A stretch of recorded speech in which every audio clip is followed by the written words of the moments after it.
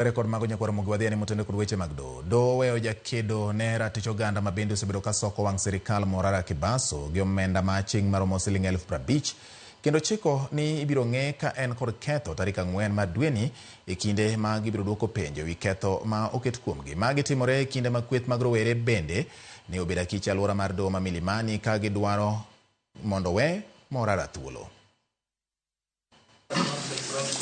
E doho ma Milimani, Nairobi, jakedo ne ratich oganda Morara Kibaso mosebedo kadiro kwe wang' jatend piny William Ruto ni ok osebedo ka chopo singo mage ne omolo kod kinde mage kotelne kod Martha Karua mar ng'eyo gimomiyo bila nyong'wane lep kowuok apisi mare ma Kahawa Wendani e kaunti ma Kiambu. Bang' bura twerore ka okinde mag Morara onyono piny ni meko mar Morara onge kod tiende. I don't know how it has been drafted, but if there was a name to be tarnished here, the person who is looking. Do ne oyie mar weyo Morara kod omenda ma chieng' maromo 50,000 motelo ne ng'eyo ka bende en kod ketho tich abich tarik 4 dwe mar 10 mar higani. The accused person is granted cash bail of Kenya shillings 50,000 with one contract person.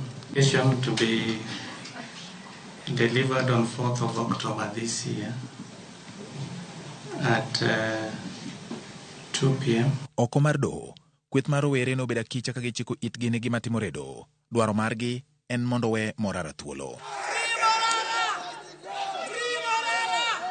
Bang' wuok e doho, Morara ne oriwore kod kweth mag rowerego kendo molo kodgi nyaka e chuny boma ma Nairobi ka omedo seyo sirikal kuom meko mare kendo tiyo kod agoko kuom oganda jo Kenya.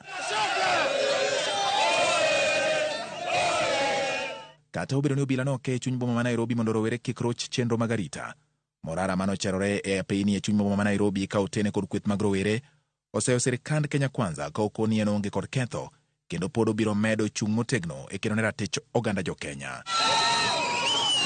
Magi timore kinde ma mane en gavana ma kaunti ma Kiambu Ferdinand Waititu bende nochwale doho kod ketho mar golo dhok manyalo seyo oganda kendo bang'e to noweye kod rambun mar 50,000 ka en bende ochike mondo odogi e doho tich abich tarik 4 mar dweni mar ng'eyo ka en kod ketho kata oyo.